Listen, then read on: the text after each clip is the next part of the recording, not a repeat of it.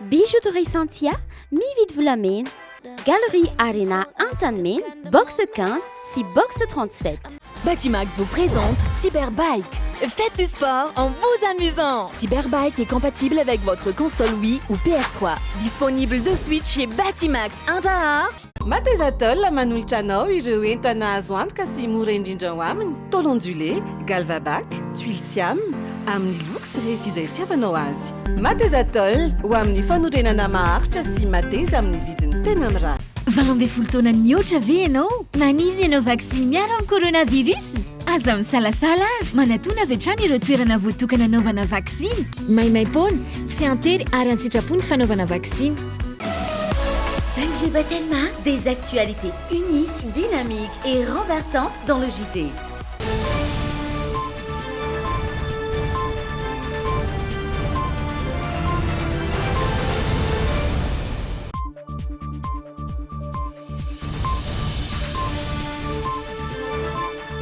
Sabotsy enina amby roapolo ny volana martsa 2024 miaraba tomboko mandray anao tonga soa atao anatin'ny fampalam-baovao le JT eto amin'ny fahitalavitra Dreamin manasanao hijery izany hatramin'ny farany avy hatrany dia atolotra anao ny lohatenim-baovao iarahantsika amin'ity androany ity.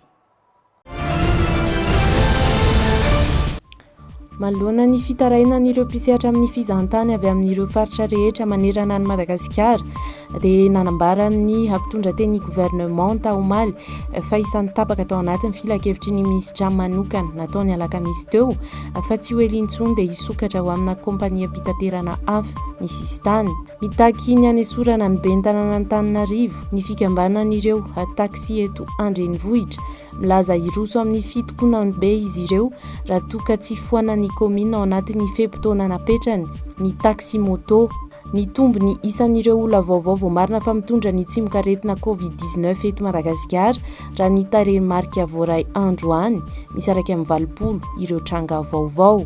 Nanatanteraka fivoriana an-tampony iresahana manokana ny momba ny zava-misy ao Mali ny CEDEAO Mali fiarahamonina ara-toe-karena any amin'ireo firenena any andrefany Afrika izay isan'ny nanome sazy any Mali taoriny fanonganam-panjakana. Ankoatra ireo vaovao isan'ny misongadina teto an-toerana sy tany ivelany dia ho atsidiko anao aty ampiandohana fa dia isy ny fandarana manokana iarahana amin'ny VVF ao aoriana izao fampalam-baovao ny le JT izao eto amin'ny fahitalavitra Dreamin asaina avy hatrany ianao tsy saraka aminay ao aoriana izay fampalam-baovao izao andeha isika riditra ao anatin'ireo à la une.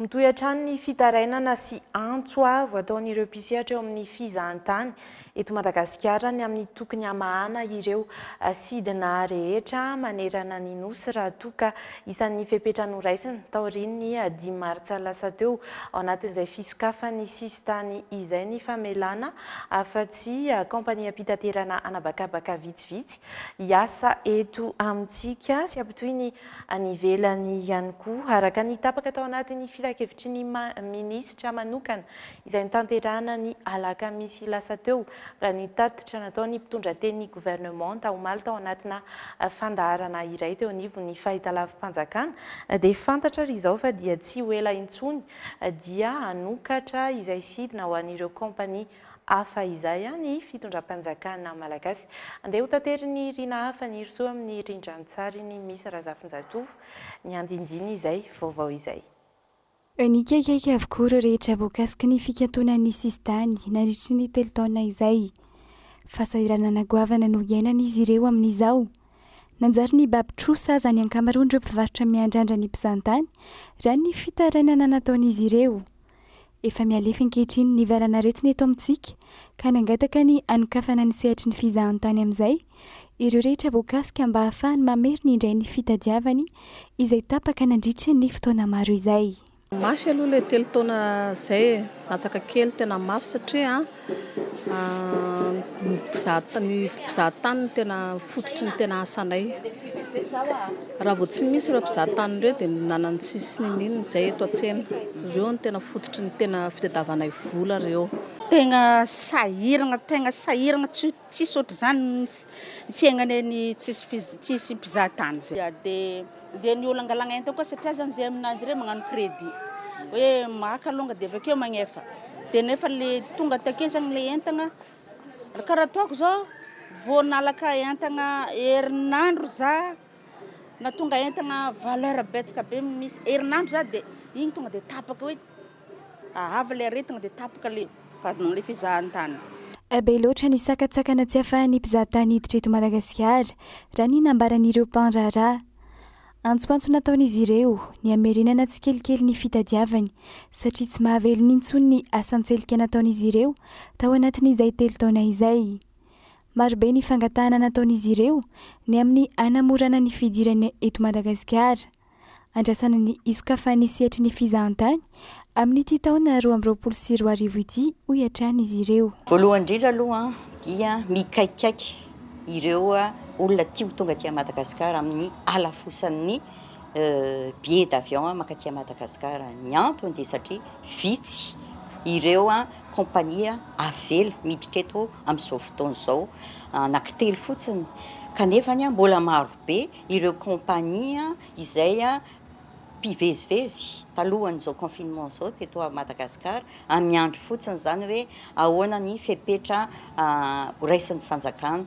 Raha ohatra ka tafiditra ireo kompania isan-karazany izay tena mbola betsaka noho ny efa miasa ao dia hiena izany vidin'ny billet d'avion zany ahafahan'ny olona miditra. Tsy adino fa misy fepetra izay mavesatra dia mavesatra ankoatra ny visa moa izay tsy maintsy aloha dia eo zany le test PCR 25 €.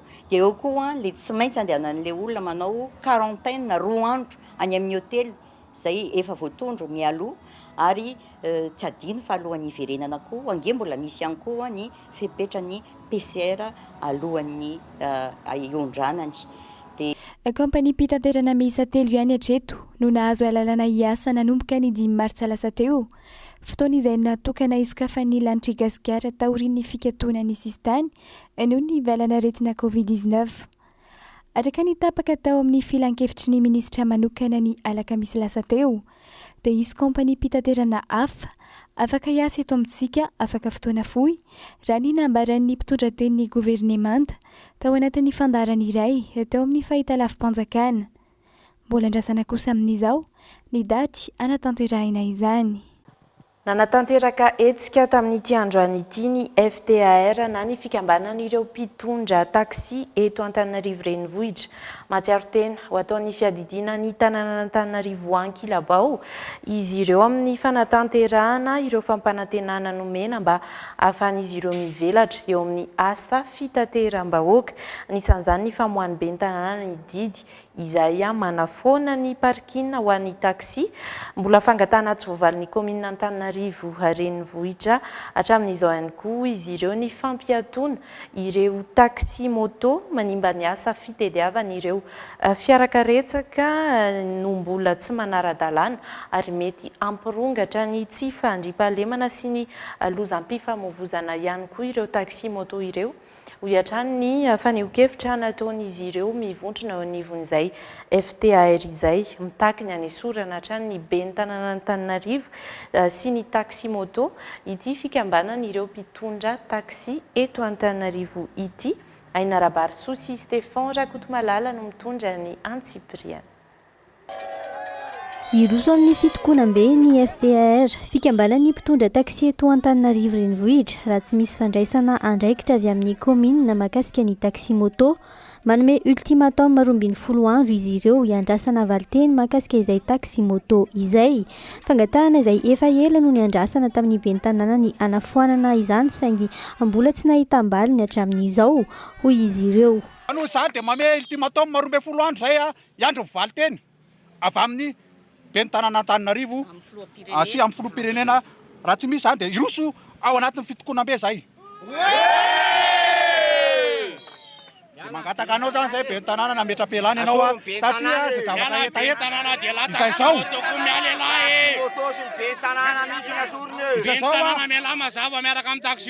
Ankoatra izay dia raha ny fampanantenana ama ny olany taxi hoy ny FTAR no nampanantenay ny ben'ny tanàna dia fepetra mamotika ny asa taxi indray no hita tao anatin'ny roa taona. Voriera roa tapitrisa ariary lisansi numerika tsy nivoaka efa ho herintaona raha nolazaina fa iray andro no ivoan'izany. Eo ihany koa ny fanafoanana ny parking noho izany dia mitaky ny fialany ben-tanàna na ny fanesorany filoham-pirenena azy eo amin'ny toerany ihany koa ny FDR. Nampiarina taminay ny fanasaziana izay mitetina roa tapitrisa ariary. Nampanantenany zahay fa ho ataony lisansa numerika izay vita ao anatin'ny ray andro. Rehefa tonga ny teo amin'ny 3,000 dia nijanona izany lisansa numerika izany ankehitriny tao anatin'ny herintaona.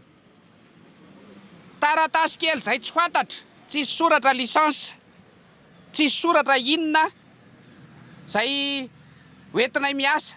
Ka rehefa tonga teny amin'ny boribory tamin'ny fahenina izay andony patante dia niteny le tao hoe tsisy tompoko mahafantaranay fa lisansy ty zavatra ty.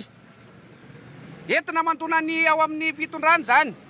Koa mangataka izay ankehitriny mba hijerevana mahakasika an'ireo lisansa tokony vita ao anatin'ny ray andro sy vita tao anatin'ny herintaona ireo. Mahakasika ny resaka parking, izay isan'ny zavatra tena iadiavanay dia io parking io ankehitriny dia alana aminay ary foanana mihitsy fa omena ny particulier. Mbola manamafy ihany koa ireto fikambanan'ny mpitondra taksi eto Antananarivo renivohitra ireto fa tsy handoa etra intsony raha tsy andraisana fepetra ireo taksi moto, ary marina fa efa mandeha ny fanentanana eo amin'ny samy taksi manomboka androany.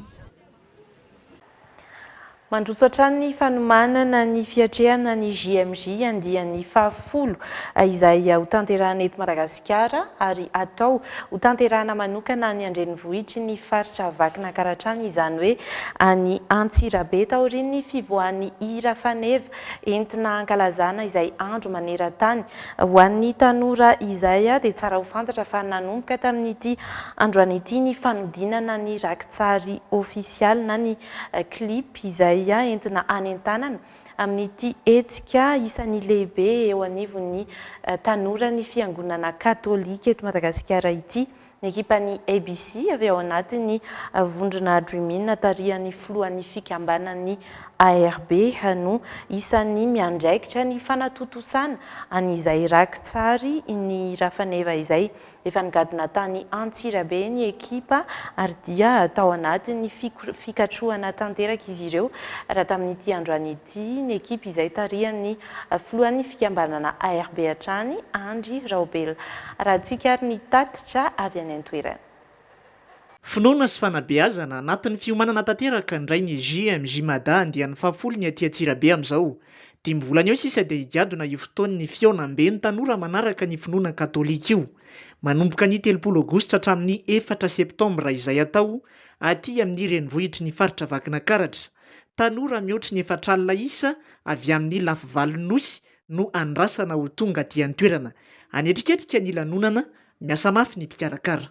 Amin'ny ankapobeny resaka fandraisana dia efa milavina daholo satria raha treto raha tsy miova dia misy centre d'accueil 220 zany hoe andraisanareo mpivahiny tena hoe matory sisy dia misy grande site 9 any amin'ilay anaovana katesizy, anaovana hetsika mamondrona tanora hatramin'ny 2 ka hatramin'ny 3 ary ny grande site zany hoe ny anaovana ny lamesa fanokafana, lamesa fandrana sy ny fanarana lalany azo fijaliana dia efa somary efa mipetrapetraka daholo.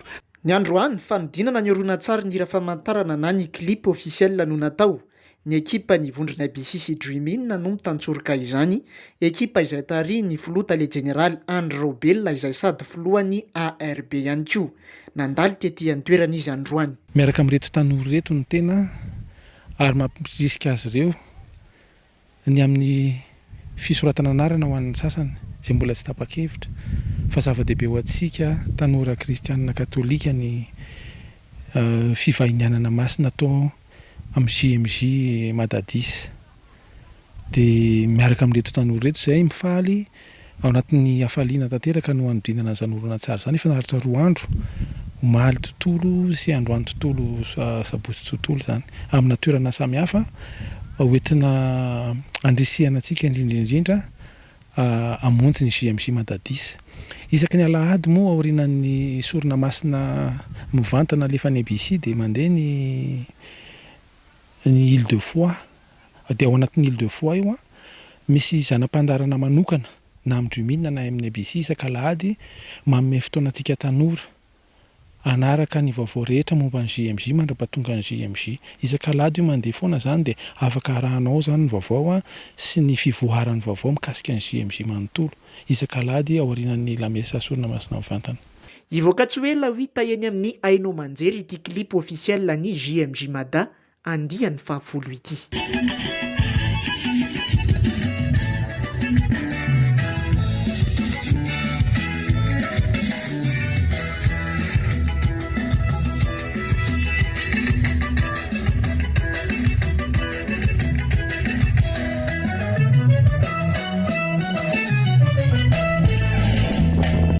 Fa moto iray indray kosa notradoza teny amin'ny lalam-baovao teny Ambotry Manjaka ny tolakandro teo raha ny filazan'ireo nanatry maso izay isan'ireo nampita vaovao tamin'ny alalan'ny tambazotra Antserasera dia tsy nisy nahafantarana azy intsony ilay mpitondra moto satria dia potika tanteraka tao anatin'ny fifandonana ny lohany mitombo hatrany ireo trangana lozam-pifamoivozana indrindra teto Andrenivohitra ary saika namoizana ain'olona hatrany izay loza izay raha ny fanazavana dia ny tsy fanajana na ny ihany koa ny tsy fahafantarana ny lalàna ny famoivozana no isan'ny antony mahatonga izay mazana moa dia lasibatra tatoato ireo mpitondra moto dia orantsika ny tady baovao.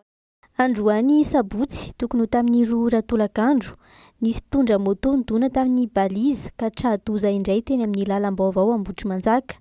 Raha ny fitantaran'ireo nanatry maso nampita vaovao tao anaty Facebook dia tsy misy ahafantarana azy intsony ilay mpitondra moto fa potika tanteraka ny lohany. Ny amaro mihitsy tatoato ny lozam-pifamoivoizan'ireo moto teto Andrenivohitra izay mampametra-panontaniana ny maro hoe inona no mety ho anton'izany. Olona iray mpampiasa moto no naneho ny heviny mahakasika izay.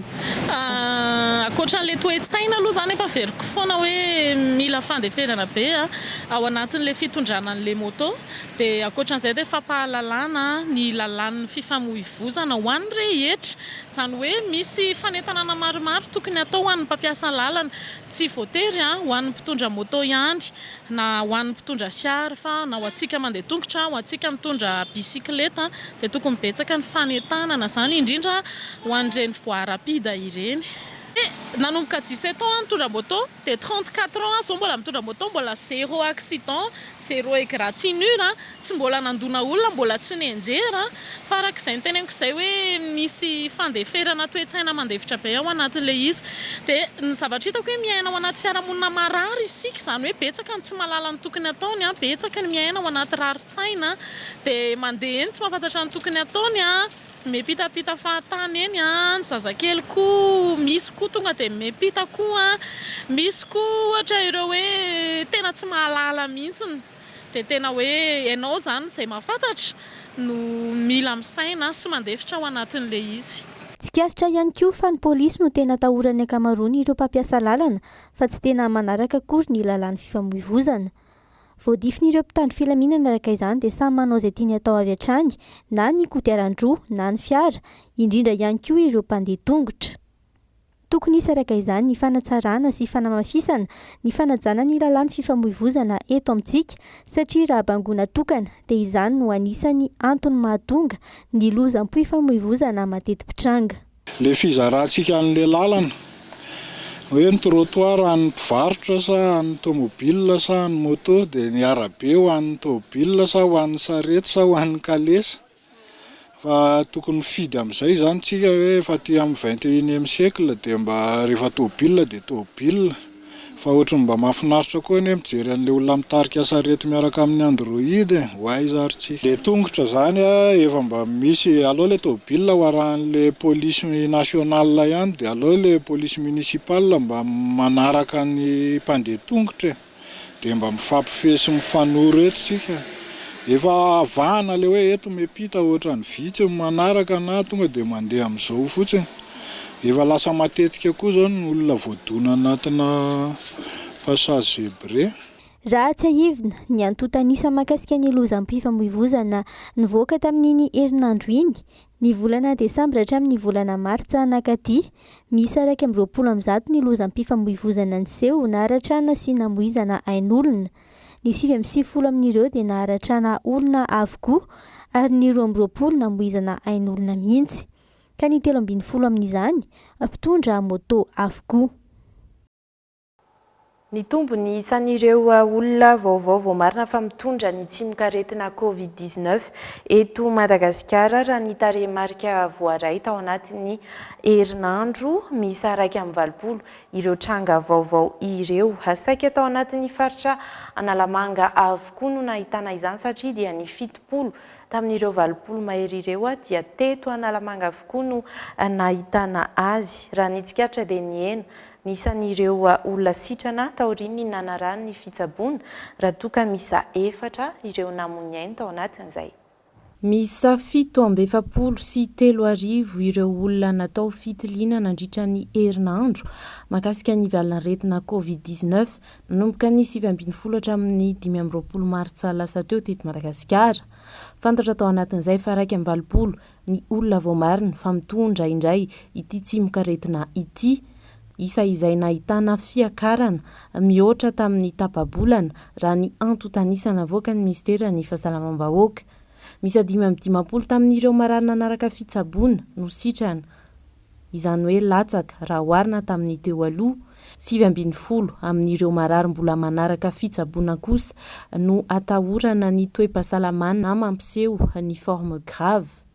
Misy 4 ireo olona notimandry raha tao anatin'izay herinandro izay hatrany. 70 tamin'ireo tranga vaovao 120 nambara teo aloha no fantatra fa aveto amin'ny faritra Analamanga avokoa. Nahitana fiakarana ihany koa ity tranga vaovao ity ho an'ny faritra Analamanga. Misy 3 ny tranga vaovao Matsiatra ambony, Atsimo andrefana, Atsimo atsinanana. Hatreto aloha araka izany dia miverina eto amin'ny faritra Analamanga no ahitana ireo tranga vaovao betsaka indrindra izay nanatombo roa avoeny raha oharina tamin'ny tarehimarika teo aloha. Tsy tokony andrasana efa ho lehibe intsony ankizy ankehitriny vao ampianarana mitantam-bola. Hoy ny tompon'andraikitra iray mitantana ireny sekoly Manabe sy mampianatra ankizy ireny. Tsapany tsy fahampiana izay fampianarana mikasika ny fitantanam-bola dia ny mbola kely izay ka tsy tokony ho tohizan'ireo ankizy aty afara intsony raha ny fanazavany mba ahafahan'izy ireo mahay mandanjalanja sady izay fomba hitondrany ny fiainany ao aoriana ao indrindra eo amin'ny lafiny arabola ary dia nisy ny atrikasa sy ny hetsika manokana nentina nanamariana ny andro maneran-tany ho an'ny vola rahantsika ny fanadihadiana entiny aina Arabarosy Stefan Rakoto Malala. Manandanja eo amin'ny ankizy ny fanomezana azy ireo fampianarana hahita tam-bola sahady eo amin'ny fiainany. Tsy voatery hoe efa lehibe ampitaona vao afaka manao izany ny ankizy na ihany koa hoe manam-bola be. Ny vatsy kely omeny iray aman-dreny any an-tokantrano dia efa ampiampiarana izany fitantanam-bola izany. Tombony efa fantatra ireo ankizy sahady ny hitondrana ny fiainany any aoriana satria efa nampianarina azy dieny mbola kely ny fahaizana mitantam-bola. Raha tarafina amin'izao fiainana ankehitriny izao mantsy dia mety ho tsy ampy izany fanabeazana ara-bola izany ho an'ireo olona tany aloha anisany mbola tsy mampandroso ny firenena. Indraindray ny fahazarandray aman-dreny dia ny hoe tsy ho zarina vola ny ankizy rehefa mbola kely kanefa ny izay fahazarany hoe mikirakira vola dia ny mbola kely izay manampy azy rehefa hiatrika ny fiainana izy rehefa lehibe. Fantatritsika fa hoe rehefa lehibe tsika dia misy fahasarotana be da be lalovantsika dia mba aizantsika miatrika an'ireny fahasarotana ireny mahatonga antsika hoe dia ny mbola zao ny ankizy dia ampianarintsika hoe raha hitantana ny vola ahoana ny tokony ataoko, mahay manavaka hoe ity ny tena zavatra ilaiko sy ity ny hoe zavatra tsy dia ilaina loatra, izay ny hoe ity ilay filana dia ity ilay haingitraingitra. Fahaizana manavaka an'izay fotsiny dia efa zava-dehibe izany izay amin'ny fiainantsika satria izay no teneniko teo hoe fahazarana mandra-pahalehibe. Ity renim-pianakaviana iray ity izao mbola kely mihitsy ny zanany dia nampianariny hitsitsy amin'ny alalan'ireo gote kely omena azy ireo rehefa andeha hianatra.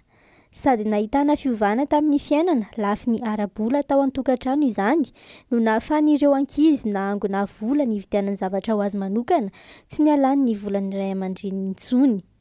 Tsy ho azy ireo ihany fa mety hanova zavatra ngeza be eto amin'ny firenena ny fampianarana sahady ny ankizy ahay tatam-bola. Ny anay manokana zao dia raha vao misy an'ilay caprice spécifique reny ohatra hoe te handeha lalao amina aire de jeu anankiray na hoe te handeha quelque part hoe mba hilalao dia ianao nefany en tant que parent ndraindray koa ianao tsy manana an'ilay vola zany hoe tondrana anazy dia mampitenena izy rehefa mahazo ny volany hoe atokano misy atokano dia hoe tsika any amin'ny aire de jeu dia misy atokana dia ohatra hoe hividanana goûter spécifique anankiray ihany koa dia lasa mahafantatra ny valeur an'iny izy dia efa atokany ny anaty atao an'izao ty atao an'izao dia zay zavatra hitako hoe avantage be ho an'ilay ankizy hoe dia izy mbola kely ilaina satria araka ny teneniko teo hoe le fiainana koa miovaova dia misy fotoana zany raha ohatra ka efa nisy fahazarana nananan'ilay zanako ao amin'ilay resaka vola eo am-pelatananao dia sendra nisy fotoana nefa niova le vola teo am-pelatananao mihitsy justement dia lasa miova zany le ohatrany hoe le fiainan'ilay zanako ao mihitsy ohatra zatra nahazo goûter izy na mandehandeha foana isaky ny weekend ohatra mandeha ary amin'ny parc ary na findrafindra ary mijery an'izao dia feo lasa niova izay dia mba tsy ho brusque loatra izay dia efa alefanao tsikelikely le izy zarinao izy hoe misy fotoana tsy ampy vola ety am-pelatanany dia tsara koa raha ianao manangona ny volanao dia amin'izay rehefa te handeha ianao dia ianao ihany mandeha dia ianao ihany miaraka amin'ny volanao. Mbola ao anatin'ny fankalazana ny herinandro ny vola isika amin'izao fotoana izao na ny Global Money Week. Izany indrindra no antony natanterahana ity sekoly iray ity atrikasa kely nitondrana fampianarana manokana ireo ankizy mahakasika ny fitantanam-bola. Ao anatin'ny programa nasan'ny sekoly raha teo ny kidprenariat na ny fandraharahana manomboka any amin'ny ankizy.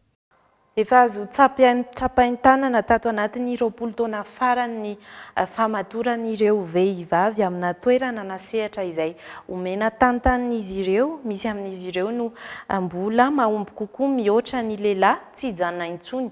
Manomboka izao ny fampisongadinana sy fitondrana ny feon'ireo vehivavy eo amin'ny fiarahamonina malagasy. Raha ny nambarany fikambanana Vetsovelo isan'ireo mitolona ho an'ny Miralenta eto Madagasikara. Vehivavy ampolomaro no niaraka ny fanakalo traikefa ary ny fampizara torohevitra sy fahaiza-manao eo amin'ny sehatra tsirairay misy azy ireo na eo amin'ny fitediavam-bola ihany koa. Teny Ivato tao anatin'ny hetsika Vous êtes la femme de demain horatsika tahaka izao. Ohatra zao fotsiny ohatra hoe mécanicienne zao ohatra raisiko foatra vehivavy lasa hoe tsy mahazo manao mécanicien satria hoe an'ny lehilahy ihany kanefa tsy haintsika fa misy vehivavy tena hoe brillant anatin'le talent ana mécanicienne ohatra koa na hoe vehivavy pilote misy olona tena fantako tena hoe raha vao pilote ny vidin'ny vehivavy dia tsy miakatra anaty trop-plan izy kanefa tsy hainy hoe vehivavy afaka tena mbola misongadina lavitra noho lehilahy satria zany ohatra hoe midévaloriser an'le vehivavy le izy. Mbola santionany amin'ny endrika fanliana ny vehivavy sy tsy fahatokisana ndraikefany ireo voatanisa ireo na dia efa nahitana ezaka goavana aza teto Madagasikara momba ny fanomezana sehatra ny andriambavilanitra. Tsikaritra tato anatin'ny 20 taona farany raha ny fanazavan'ireo mpisehatra amin'ny fampiroboroboana ny vehivavy fa tsy mitsahatra ny misongadina ny andriambavilanitra eo amin'ireo sehatra goavana omena tantanin'izy ireo na eo amin'ny fitantanan-draharam-panjakana izany na eo amin'ny fandraharahana lehibe sy salatsala na madinika. Nambaran'ny fikambanana Vetsovelo fa tsy hijanona intsony ny fitondrana ny feon'ny vehivavy eto Madagasikara. Eny foana zany eny amin'ny fiarahamonina eny hoe vehivavy on est dans un monde d'hommes. Ny lehilahy zany ny hitantsika foana midiriger satria ireo lehilahy ireo n'imposer un voix koa.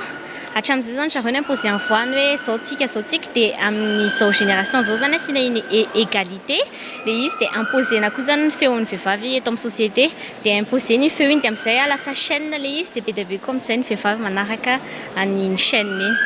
Isan'ny mbola leso ka tsy ampitany onja mitory fanasongadinana ny vehivavy io eto amintsika ny tsy fampy ny fampahafantaran'ireo teboka lehibe azon'ny vehivavy ampiasaina tsara ho fanohitry ny fampandrosoana eo amin'ny firenena iray raha ny fanazavana hatrany. Anton'izay ny karakarana ny fiaonam-ben'ireo vehivavy avy amin'ny sehatra maro eto Madagasikara ny fampizarana traikefa torolalana sy fifankafatarana tao anatin'ny vous êtes la femme de demain natao teny Ivato androany teo ambany fiahin'ny ministeran'ny mponina. Nanatanteraka fivoriana tsy ara-potoana ireo fikambanan'ny mpanao gazety ara-panatanjahantena androany niompana tamin'ny fanamboarana ny karatry ny mpikambana izay votoaton'ny fivoriana izay izany natao dia mba ahafahana manatsara kokoa ny tontolon'ny asa sy hanavana ireo tena mpikambana eo amin'ireo mpanao gazety ara-panatanjahantena eto amintsika fa indrindra ihany koa anampibetsaka ny mpanao gazety amin'ny fanatanterana ny asan'izy ireo eny Ankianja mitondra ny fanampanazavana ireo tompon'andraikitra eo anivon'ny fikambanana.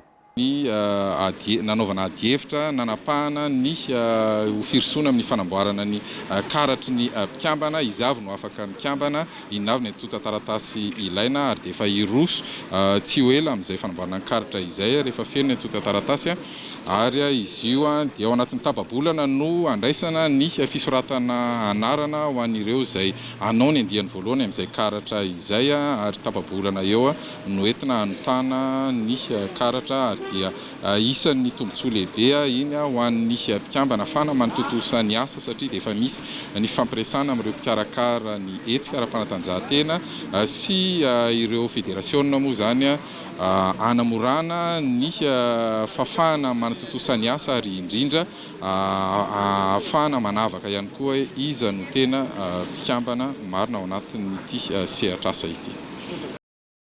Tafiditra ao anatin'ny famaraparanana ny fanafiana ataony i Rosia raha ny fanazavana nataon'ny tompon'andraikitra eo anivon'ny tafika rosiana tamin'ireo hainao manjery dingana voalohany moa no anasokajiny izy ireo izay fanafiana natao any Ukraine nanomboka tamin'ny faraparan'ny volana febroary lasa teo izay na izany atsany dia mbola mitohy aloha ny fifampiatsiana sy ny fifamelezana mivantana na ankolaka ihany koa eo amin'ny firenena rotonta dia ny tafika rosiana ao anatin'ny fanafiana ny Ukraine moa izany mbola miariary fa dia mifanipakevitra tanteraka ny rotonta na dia teo aza ny fifampiantsoana fitoniana izay isan'ny resahana matetetika resahany ireto firenena ireto mamintona ny zava-misy any an-toerana amin'izao fotoan'izao sy ny akon'izany eo amin'ny sehatra iraisam-pirenena Irina Fanirso sy Stéphane Rakotomalala ato anatin'ity fanady adiny ity. La Russie affirme que la première phase adivaifarana ny dingana voalohany amin'ny fanafiana ara-tafika izay ataon'ny Rosia ao Ukraine rana ny nambaran'izy ireo. Nandritra ny tatitra nataon'ny rotonta mahakasika ny ady anefa dia hita ho mbola mifanipakevitra tanteraka ireo firenena roa ireo amin'izao. Nilaza ny Rosiana fa miisa 1.730 ny miaramila lavo nandritra ny fifandonana teo amin'ny rotonta. Ny Ukrainiana nefa nilaza fa efa mahery ny 4,000 izao ireo miaramila Rosiana lavon'izy ireo. Nanambara ihany koa ny Rosiana fa nandefa fanampiana milanja 10,000 taona ho an'ireo trabona tao Donbass sy Kiev ary natafavoaka mpitsopinenana miisa 2,7 izy ireo. Ny filoha Ukrainiana kosa dia nanambara fa 80 izay no isan'ny fiantsoana fampitoniana ny ady no tanterahina nandritra izay iray volana izay ary nahafahana namoaka olona miisa 7,3 alina.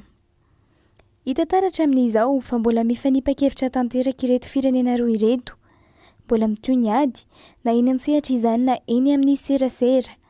Omaly izao nanambara ny Rosiana fa ravan'izy ireo tamin'ny alalan'ny misila ny tombontsoloka lehibe indrindra tao Ukraine.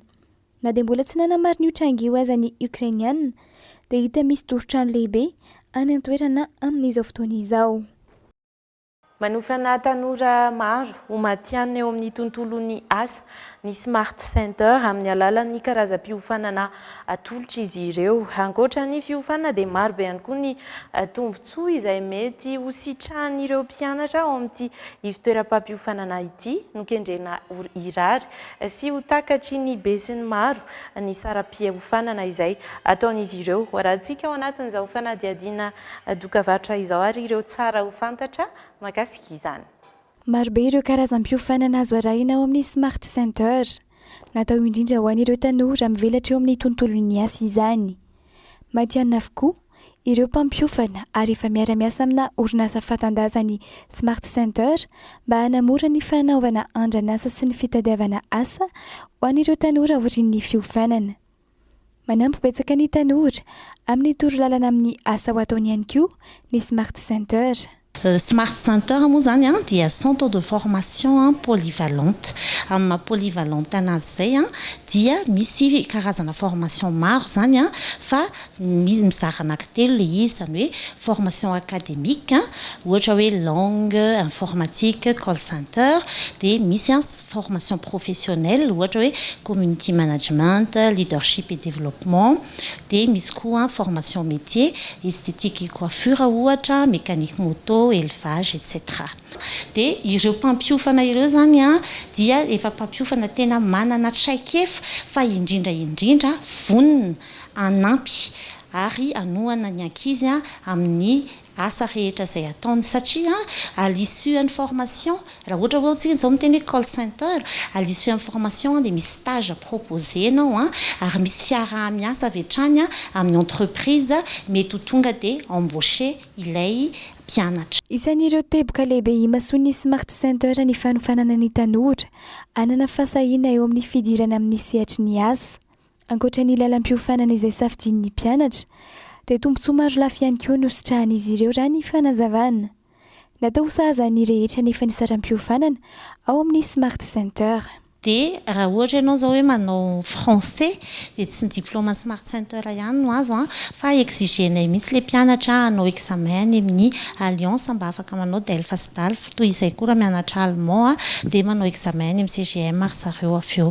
Ny frais de formation moa zany ohatra hoe 90 000 ariary français zao niveau anankiray mandritra ny 3 mois zay 90 000 ariary zay dia efa tafiditra ao anatin'izay ihany koa les clubs Smart Center anteneniko teo hoe développement personnel sy ny oratoire zumba ary ny resaka théâtre. Etsy manakambahiny tsy lavitry ny station Shell no ahitana ny Smart Center ho anao izay liana amin'ny fidirana ho isan'ireo mpiofana. Androany moa nisy ny varavarana misokatra ho an'ny rehetra teny an-toerana na ahafahana mijery ireo torolalana mahakasika ny tsara ho fantatra amin'ireo karazam-piofanana maro lafy ao amin'izy ireo. Namita ny adidin'izy ireo amin'ny maha-olom-pirenena azy ny fianakaviam-be ny vondrona Ismaili Civique izay ahitana orinasa maromaro mpikambana ao aminy.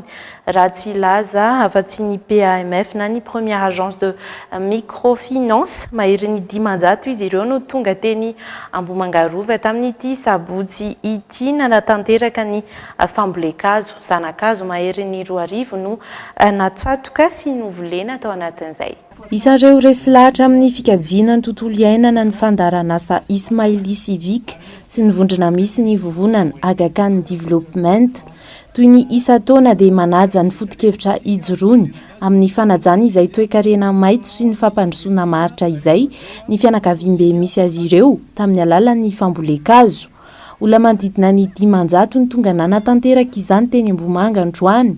Zanakazo mahery ny 2,000 isa no novolena tao anatin'izay.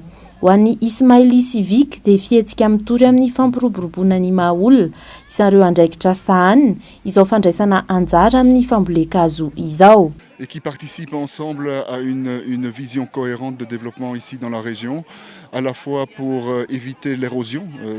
On se trouve vraiment dans une zone dont le relief est assez accidenté, et aussi par ailleurs à enrichir les sols et finalement à donner la possibilité aux communautés de générer des ressources par la vente des fruits associés à la plantation de ces arbres.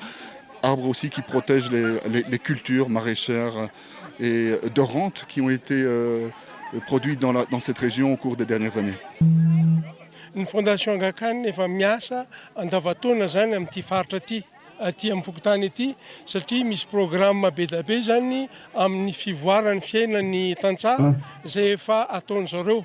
Izy io moa zany tsy hoe avolena fotsiny le izy dia hoe adino fa zay ihany ny fondation Aga Khan ihany manara-maso miaraka amin'ny mponiny ety mba hitsinjovana le azo volena zany. Izy io zany karazana programme intégré zay fanaonay satria tamin'ny taona lasa zany Fokotany hafa zay anaovan'ny fondation Aga Khan programme de développement no nanaovanay fambolekazo koa. misy suivi zany izy io. Hita teny an-toerana tao anatin'ity antsika ho an'ny tontolo iainana ity ihany koa ny PAMF, première agence de microfinance, tsara ny manamarika fa mpikambana eo anivon'ny tambazotra Aga Khan Development, ny PAMF, rafitra izay mpampindra mbola madinika, isan'ireo betsaka mpanjifa indrindra eto amintsika. Sampana rantsana momba ny fanomezana sy fanampiana ireo olona izay mila famatsim-bola sy manana viana amin'ny zavatra ataony ary manana tahiro apetraka ihany koa ny asa ataony première agence de microfinance tompoko. Dia ny tena todika andehanan'ny microfinance zany ny première agence de microfinance dia ny fampivoarana fanampiana an'ireo olona ireo anana an'izany fahafahana izany anatsarana ny fari-piainany. Na dia misy karazany maromaro azy ireo rafitra hita ao anatin'ny fianakaviam-ben'ny Aga Khan Development sy ny Ismaili Civique dia mitovy hatrany ny tanjony rahan'izy ireo manatratra eto Madagasikara, ny fampivoarana ny maha olona amin'ny alalan'ny tetikasany ara-toekarena sy ara-tsosialy. Ankoatra ireo mpanjifa mahery ny efatretsy manerana ny nosy ao anatin'ny PAMF dia fianakaviana manetsiny eto amintsika ihany koa no efa nisitraka ny asa sosialy ataon'ny tambazotra misy azy ireo. Manatanteraka fivoriana antapony hiresahana manokana ny momba ny zava-misy ao Mali ny CEDEAO na ny fiarahamonina ara-toekarena any amin'ireo firenena any andrefa ny Afrika raha ho an'ny omaly. Hatreto dia mbola mitohy ny fitakian'ny ity rafitra ity ny hanomeza ny fitondrana miaramila ao Mali ny fepitona anatanterana ny fikarakarana ny fifidianana izay ho filoham-pirenena. Tsy tonga nanatrika izany ny filoham-panjakana maliana Assimi Goïta sy ireo minisitra vitsivitsy isan'ny nasaina manokana tao anatin'ity fivoriana antapony CEDEAO ity. Nanatanteraka fivoriana tsy azo atrehin'ny olona maro afa-tsy ireo filoham-panjakana izay mpikambana eo anivon'ny fiarahamonina ara-toekaren'ny Afrika andrefana na ny CEDEAO ity rafitra ity. Nahazo fanasana tao anatin'izany ny filoham-panjakana maliana Assimi Goïta sy ireo minisitra misa 4 izay mpikambana eo anivon'ny gouvernementa entiny. Samy tsy nisy tonga nanatrika izay fanasana izay ireto olon'ny tetezamita ao Mali ireto. Fihetsika izay ambaran'ireo hampandinika ny raharaham-pirenena maneran-tany fa azo adika ho fialana izy ireo amin'ny tsindry ataon'ny CEDEAO sy ny fikambanan'ireo firenena any andrefan'ny Afrika. Antony anatanterana ny fivoriana ny fanesorana ny fanasaziana ny firenena maliana taorian'ny fanapahan-kevitry ny CEDEAO izay noraisina 3 volana lasa izay. Manoloana ny tsy mbola nametrahan'izy ireo tety androm-pifidianana filoham-pirenena amerenana ny fahefana eo am-pelantanan'ny sivily.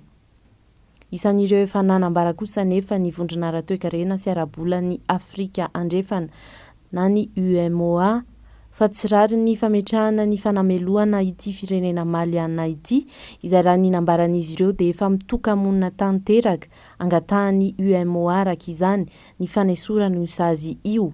Etsekilany dia mitaky ny hanomezana hatrany ny fepitona anatanterahana ny fifidianana filoham-pirenena ao anatin'ny 12 hatramin'ny 14 volana ny vondrona CEDEAO.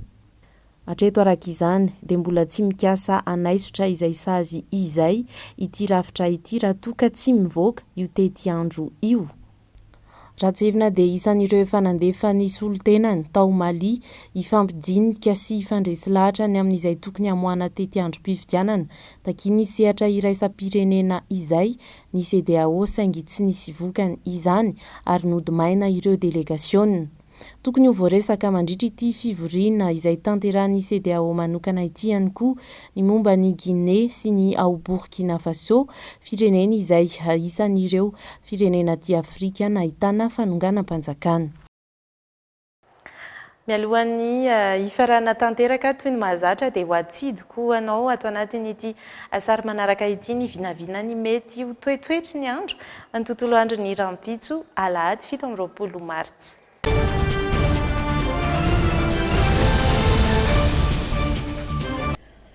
faritra Savasy Diana dia ho tandrifindraona ny masoandro any tontolo andro ny rampitso ny maripana dia tafiakatra any amin'ny 3:30 ny ambony indrindra ary 4:20 degré Celsius ny ambany indrindra.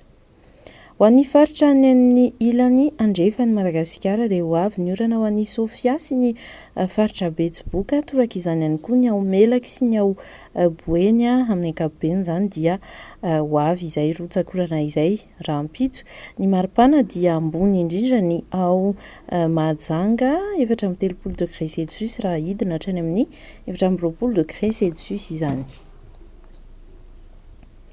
Anireo faritra any amin'ny ilany atsinanana ny Madagasikara misy Analanjorofo, ny faritra Atsinanana sy ny faritra Loatra Mangoro dia tsisy aloha ny orana rampitso maina zany ny andro saingy ifandimby ny rahona sy ny masoandro ny maripana dia anelanelany 13:20 hatramin'ny 30 degré Celsius. Ho an'ireo faritra afovoantany misy an'ny Tasy, Bongolava, Analamanga sy Vakinakaratra dia anjombona tanteraka ny tontolo andro ny rampitso somary latsaka ihany koa izay maripana izay satria tafidina hatrany amin'ny 5:20 degré Celsius ambany indrindra ao Antsirabe ary eo amin'ny 7:20 degré Celsius eo ny ambony indrindra.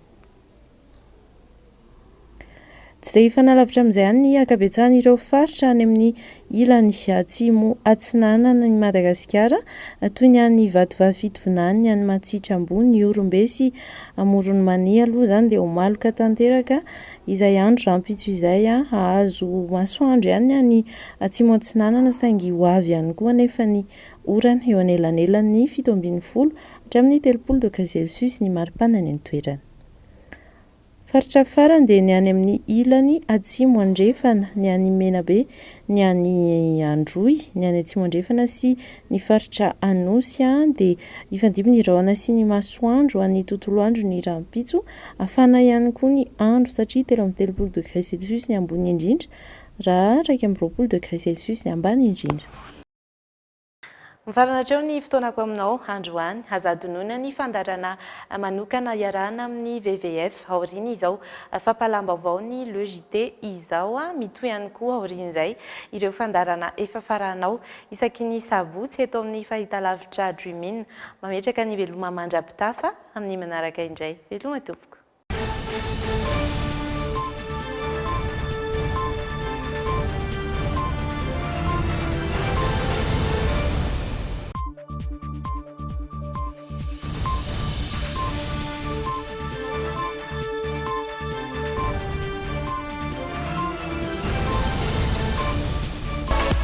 Tellement des actualités uniques, dynamiques et renversantes dans le JT.